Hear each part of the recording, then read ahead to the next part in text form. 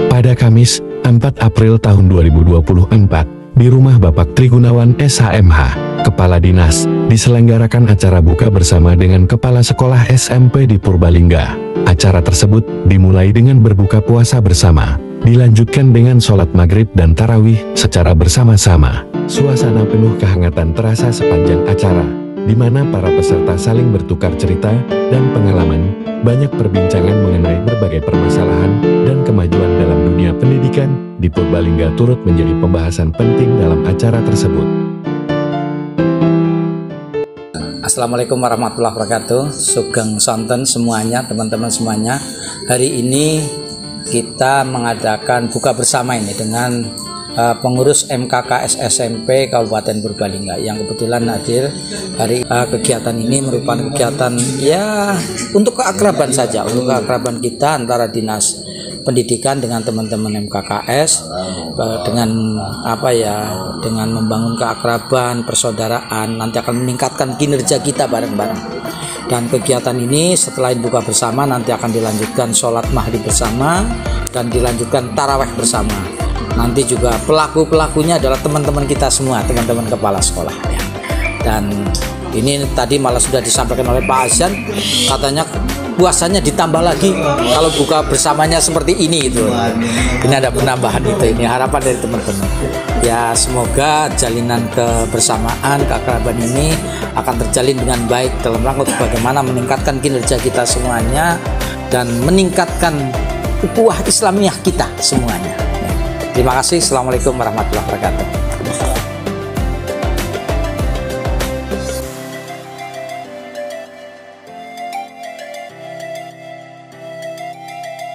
Alhamdulillah sore hari dapat berbuka puasa bersama di kediaman beliau Bapak Trigunawan. Moga-moga menjadi amal baik yang pahalanya berlipat ganda, amin. Salawat dan salam tercurah pada baginda Nabi Shallallahu Alaihi Wasallam yang telah mengantar kita dari gelap menuju terang, minadul mati ilan nur. Bapak Ibu sekalian, karena ini sudah mulai berbuka puasa, mari kita doa berbuka. Bismillahirrahmanirrahim. Allahumma lakasumtu wa bika amantu wa ala rizqika afdaltu bi rahmatika ya arhamar rahimin. Assalamualaikum warahmatullahi wabarakatuh. Waalaikumsalam.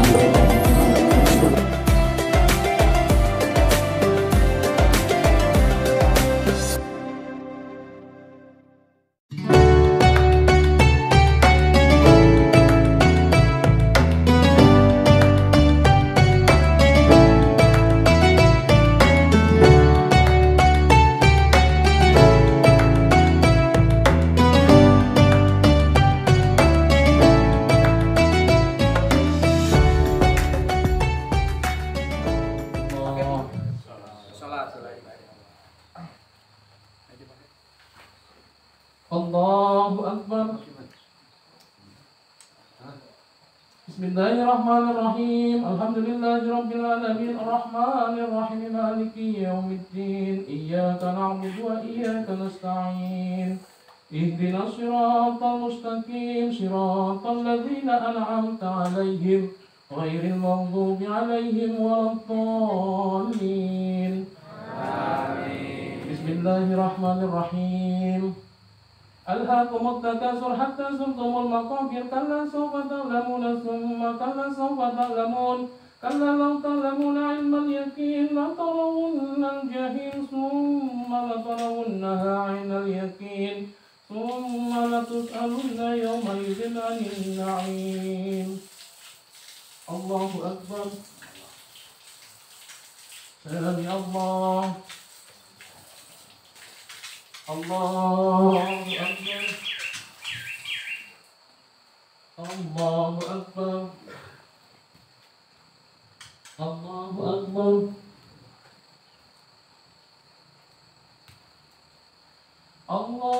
Allahu Akbar. Bismillahirrahmanirrahim. Alhamdulillahirabbil alamin arrahmanir rahim maliki yaumiddin. Iyyaka na'budu wa iyyaka nasta'in. Ihdinas siratal mustaqim, siratal ladzina an'amta 'alaihim غير المغضوب عليهم ولا الضالين. بسم الله الرحمن الرحيم. والعصر إن الإنسان لفي خسر إلا الذين آمنوا وعملوا الصالحات وتواصوا بالحق وتواصوا بالصبر. الله أكبر. سمع الله. الله أكبر. الله أكبر. الله أكبر. الله أكبر.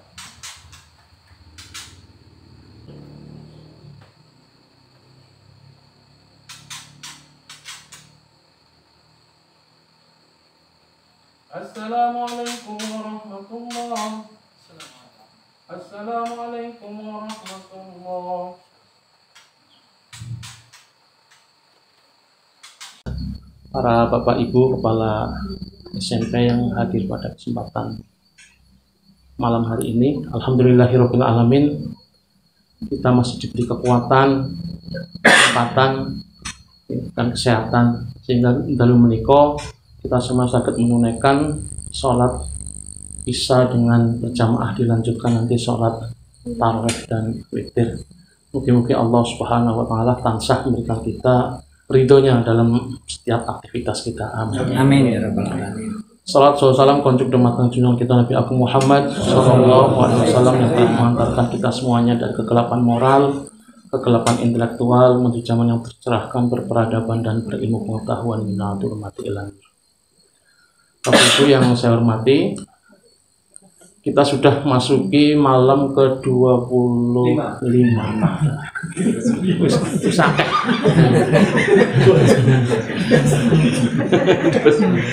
25. Nah, terus ini merupakan malam yang sudah hampir dekat nih, hampir selesai bulan Ramadan menika. Nah, para ulama menika membagi puasa menika dalam 3 jenjang. Yang sepindah menika 10 hari pertama menika jenjang puasa jasmani. Dan terus dalam 10 hari pertama menika dalam tahap pengkondisian fisik kita. Maka puasa lebih dikedepankan pada aspek fikih, yaitu batal ketika kita melanggar makan dan minum serta berhubungan suami istri di siang hari mulai terbit fajar sampai terbenam matahari. Jadi tahap 10 hari pertama menika puasa jasmani yang disiapkan awal fisik kita. Biasanya menika puasa-puasa 10 hari pertama itu ada yang main cerhet dan sebagainya. Ada yang pas selamat jam 12 terus ngelak. Ya karena puasa jasmani. Jadi dalam tahap penyesuaian secara fisik, yang biasanya sarapan jam 7 pagi dibagikan jam 4, yang biasanya makan sore jam 5, jam 3 di lebih di lebih akhirkan, yaitu jam 6 dan lain sebagainya. Ini merupakan satu latihan fisik kita. Ternyata puasa itu untuk sampai kepada fitrah itu disiapkan secara fisik dari Gusti Allah, itu eman sekali. Fisik kita disiapkan. Tidak hanya ujung-ujung langsung idku minanara, tidak. Tidak ada itu 10 hari pertama nggak puasa ya sudah selesai. Jadi 10 hari pertama ini penyesuaian secara fisik. Nah, kemudian dilanjutkan pada 10 hari yang kedua, itu 11 sampai 20. Ini para ulama menyebut sebagai jenjang puasa nafsani. Jadi puasa tidak lagi hanya sekedar menahan lapar dan dahaga, tapi harus dibarengi dengan pengendalian hawa nafsu. Kenapa kok yang diilari itu makan dan minum? Karena makan dan minum itu adalah sumber potensial kuatnya nafsu. Jadi di 10 hari yang kedua, puasa tidak hanya dilihat dari aspek meninggalkan makan dan minum, tapi lebih pada penguatan nafsani kita. Di antaranya misalkan pengerewangan bertakwa itu ya wal kadiminal ghaidha, menahan amarah. Jadi nek puasa sih gelem kesuh ya berarti dia secara fikih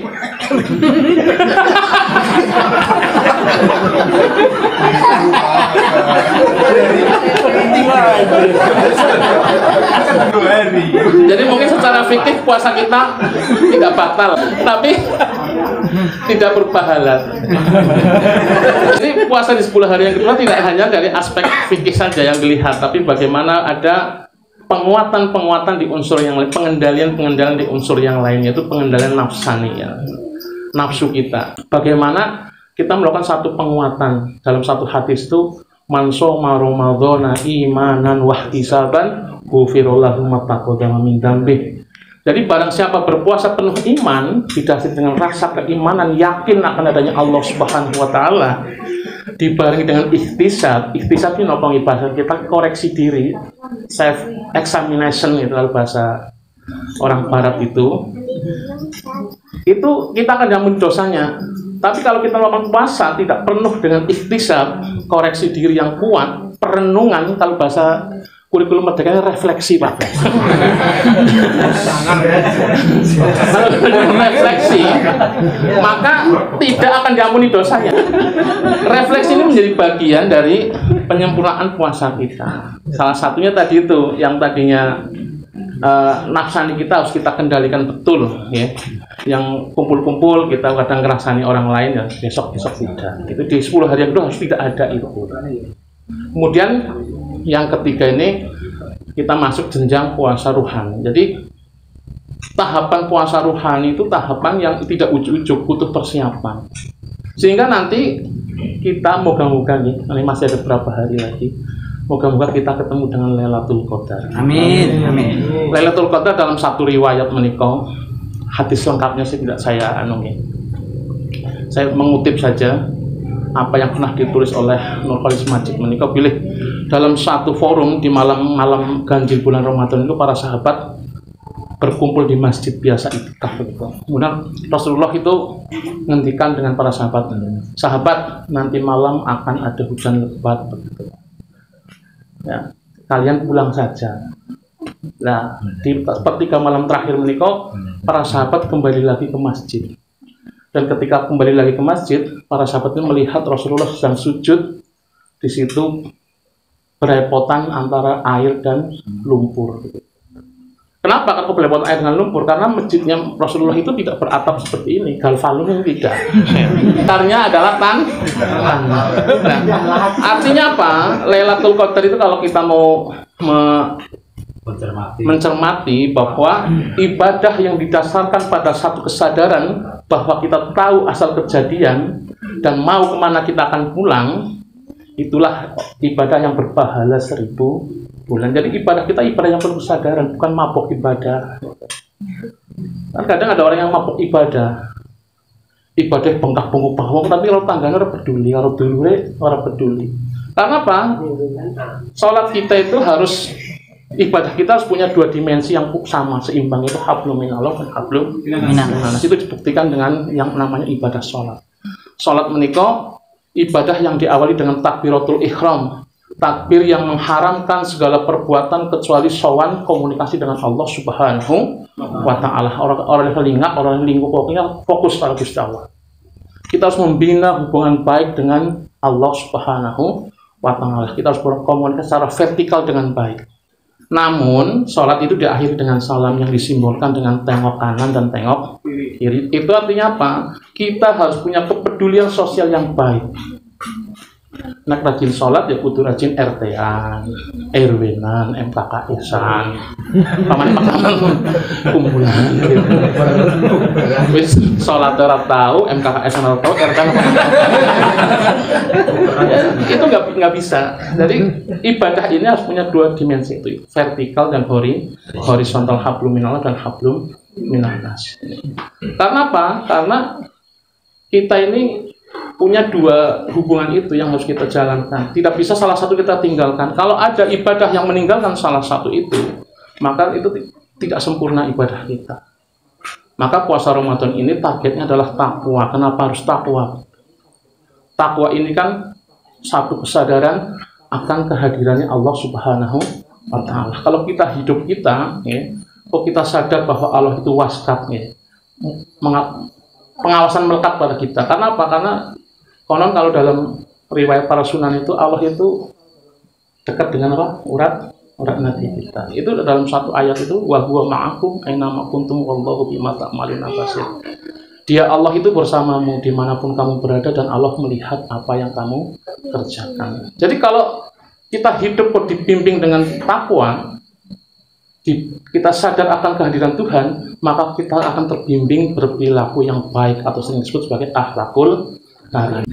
Jadi takwa itu ya harus punya dampak terhadap perilaku, yaitu akhlakul karimah. Jadi takwa itu tidak ngawang-ngawang kemudian menjadi satu perkara yang sangat ukhrawi, tidak, tapi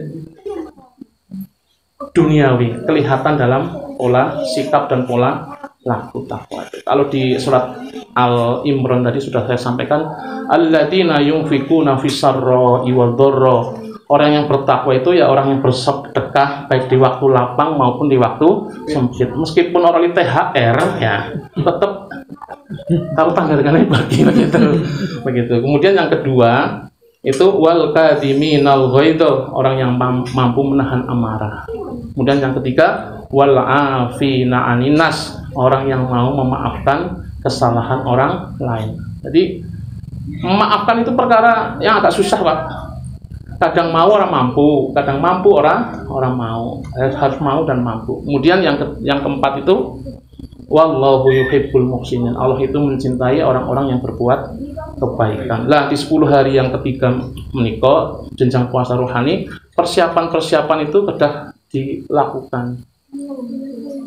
Itikaf, kenapa pada itikaf dan lain sebagainya? Karena butuh persiapan rohani untuk meraih Lailatul Qadar. Jadi pas sholat 10 hari terakhir, pas ibadah, pas kita penuh kesadaran akan kehadiran Tuhan, kita berkomunikasi dengan baik dan kita tahu dari mana kita berasal, kemana kita akan kembali, itu yang akan diganjar dengan pahala 1000 bulan. Moga-moga Bapak Ibu sekalian, para pimpinan di OPD, Bapak Kepala Dinas dan para kepala SMP yang hadir pada hari ini senantiasa mendapat berkah dari Allah SWT, sehingga dalam memimpin lembaga ini bisa berjalan dengan baik, lembaganya menguat, prestasinya semakin baik, didasarkan pada perilaku yang baik, karena tadi kita sudah meraih derajat. Oleh setelah itu, baru sekarang di akhir, insya Allah kalau kita sudah secara ruhani baik, kita akan kembali lagi ke fitrah. Karena asal mulanya kita kan nuroniyun ya, bersifat cahaya, kita punya hati nurani itu. Kita fitrah bersih, tapi karena perilaku yang tidak baik sudah menodai hati kita, itu kita bisa menjadi dulmani.